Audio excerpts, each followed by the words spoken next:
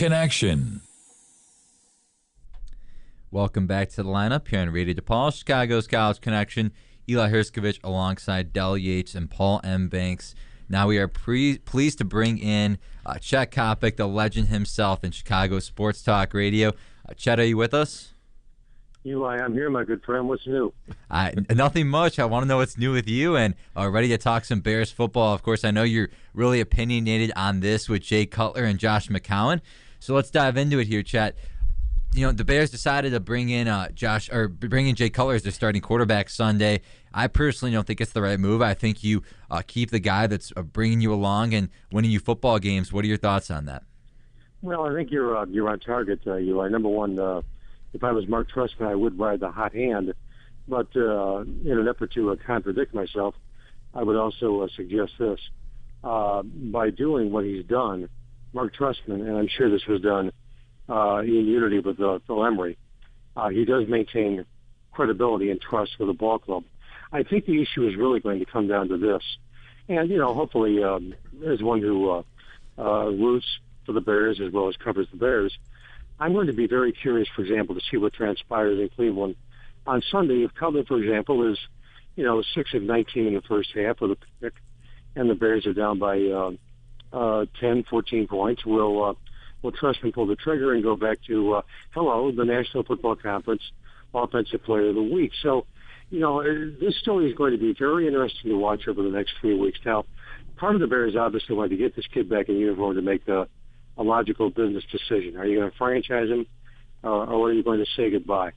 But I think, even deeper than that, ball players are not stupid, and ball players have very large egos.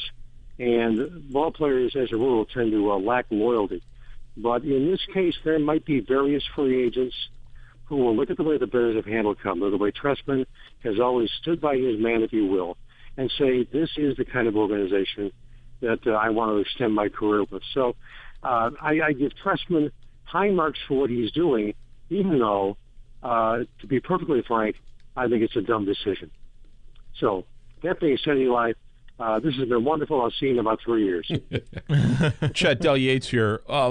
What do you think of Chuck Martin and Bob Diaco leaving Notre Dame? How is that going to cause Brian Kelly all the pain in the world, or is it a good thing for the Irish? I really don't think it'll make a great deal of difference. Your defenses and your offenses are in place. Notre Dame will obviously face Rutgers with a 3-4. I don't think you're going to dramatically change the playbook for Tommy Rees. I think the real storyline coming out of the Pinstripe Bowl is how Notre Dame, looking ahead toward 2014, is going to make use of George Atkinson III. Now, this guy can run like a greyhound when he's in space. He's a prolific athlete.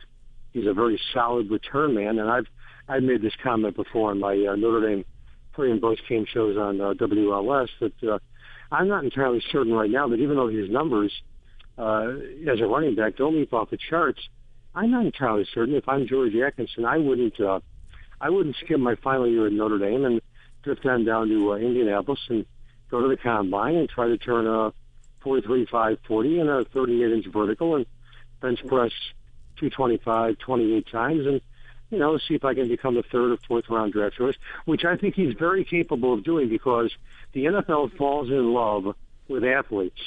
And this kid is nothing if not athletically gifted.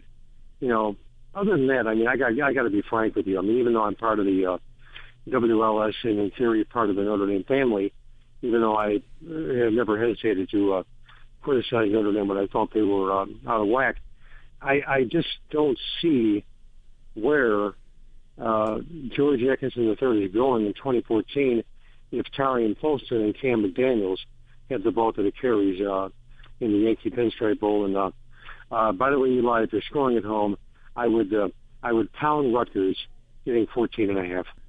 There you go. I like it, and it's a big get, and we were talking about that earlier on the show too. Wait, is it a big game? It's a big get. Rutgers? No, it's a big get having Notre Dame and Rutgers at Yankee Stadium. Oh yeah, absolutely. From the standpoint of the Bronx, your greatest faction of Subway alums are from the five boroughs of the New York area. It's wonderful from the standpoint of the Yankees and Yankee Stadium. Plus, it revives a lot of old-time memories. I mean, there are people out there who will tell you that the greatest game, the greatest college football game of the 20th century was the legendary scoreless tie between Army and Notre Dame in 1946. And really, back in the 40s, Notre Dame used to play New York quite frequently. Of late, they played there either last year or the year before. I forget which one, but I'm glad to see Notre Dame get back in New York. And quite frankly, I wish there was some way that Notre Dame annually, with one of their road games, could play in neutral in New York, because there is such a tremendous legion of subway alums. I mean, you can go to the Bronx, Staten Island, Manhattan, Queens, Brooklyn, you can go up to Long Island, whatever the case may be, and you will find people who absolutely have never been within 200 miles of South Bend, Indiana, who absolutely worship at the shrine of Newt Rockne and Notre Dame. Hi, Chet. This is Paul M. Banks of the sportsbank.net. Paul, how you doing, buddy? What's going on? Yeah, I'm doing good. Glad to hear you. Glad to have you on the show. My pleasure. I have a question about Brian Kelly. Now, last offseason, there were a lot of rumors about him possibly going to the NFL and coming. Obviously, his stock was high. Now, with an 8-4 season, has his NFL coaching stock dropped, or have you heard anything going on with that? I really have to be frank. I haven't heard anything definitive. While he fell to 8-4, you have to remember that he did lose his starting quarterback. Tommy Rees was never going to be Brian Kelly's cup of tea. As a matter of fact, I think Rees should get some type of Congressional Medal of Honor or Purple Heart, because obviously he's been submerged in an environment where he's really had a coach who has never really, in my opinion, been very fond of him or really believed in him. That being said, there were a couple of ball games this year where you have to look at the quarterback, because quarterbacks get too much credit when they win and too much blame when they lose. And you think about the loss to Texas, you think about the loss to Pitt, and you think, the last two throws that Tommy Rees made during the regular season in his Notre Dame career were both picks against Stanford. That being said, if you look at Rees's overall record, it's sparkling. And in my opinion, I've mentioned this before, he will go down in history as the most underappreciated quarterback Notre Dame ever had. Oh, I totally agree with you that Tommy Rees is underrated and takes way too much fire and criticism. He's a lot better than he gets credit for. But what's going on with the reintegration of Everett Golson? How's that coming along? Well, to the best of my knowledge, Everett has, made application to come back to school, which I think obviously he would not have done without some type of assurance that he'd be allowed to continue his career as a football player.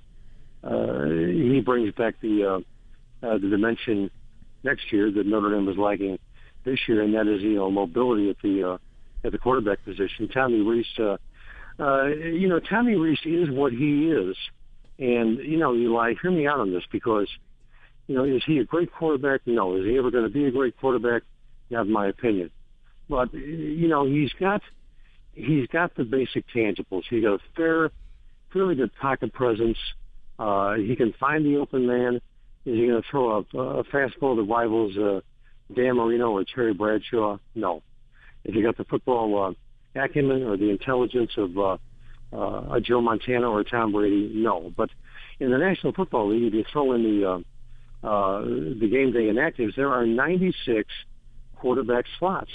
And anybody who tells me that Tommy Rees won't be in the NFL next year, frankly, I think is crazy. As for Brian Kelly, to get back to your original point, could this club have been 9-3 this year? Yeah. It also could have been 7-5. So I think really, going back to late August, September, I remember a conversation I had with Lee Corso when he said they will go 8-4. I think, ultimately to pull a line from Bill Parcells, which I've always liked, it's this: you are what your record says you are. I don't think this club is really meant to be any better than 8-4, or really meant to be any worse than 8-4. Chet, it's Del here. The big question is for tomorrow: are we meeting at Benny's to talk about college football and college basketball? Hell yes. I see decided to start charging us. I like to hear that. Question here. You were talking about Tommy Rees, and Dell and I were talking about this last week. I made the comparison to Matt McGloin at Penn State. I never thought Matt McGloin was going to be playing pro football. And you're making a very strong argument for Tommy Rees. I didn't think Tommy Rees would be playing pro football either. So, what strengths do you see in Tommy Rees's game that you could see him being brought out into the NFL? Again, you're talking about he doesn't have the knowledge that Tom Brady does, but then what, or the arm strength either, but then what does he have that he can bring to the NFL? Well, it's not really intelligence, Eli, with Tom Brady. It's football acumen. I mean, Tom Brady, dropping to the 6th round remains one of the great upsets in National Football League history. What I'm talking about is a young man who obviously has a strong pedigree, son of Bill Rees, former personnel director of the Bears. He's the kind of kid who learns an offense very rapidly. He's got to go to a ball club where they're not looking for mobility out of their quarterback. I would think that Tommy, between now and the combine, after the pinstripe, will probably zip on down to Florida or out to California and probably try to increase his time in the 40 and probably work with a quarterback coach who will try to improve his footwork. I really, again, I mean, guys, and Del, you can weigh in on this as well as anybody can. There is so much mediocrity at quarterback in the National Football League right now. As I mentioned, you've got these 96 slots. Well, you've got your 4 or 5 elite quarterbacks, and you've got about 5 or 6 very good quarterbacks. You get down to about 20, 25 guys. I mean, it's just, which apple do you want? Well, that's with Jay Cutler, Chad. I mean, you're talking about a 15, 16, maybe best quarterback in the NFL. He hits the free agent market. He's going to get paid from somebody in this league. Oh, he's going to get overpaid without question. I mean, This league, I've never seen it in all my years. This league's so bad at the quarterback position from a backup standpoint. Look, can Oakland having an opportunity to pay him some cash? Tennessee, maybe Jacksonville in Minnesota. there too. Minnesota too. And they like their NFC quarterbacks, or NFC North with Brett Favre. I mean, this league is just and I think it goes back to the way they handle the contracts now. These teams expect their rookie quarterbacks to come in and instantly start. Yeah. Back in the 80s and 90s, they used to develop quarterbacks. Think back to Carson Palmer, year 1 with the Bengals. He's coming off the Heisman Trophy at USC. He didn't play one down. He was backing up and learning from John Kidna. So I think that's where it's going to hurt the NFL as years go on. I couldn't agree more.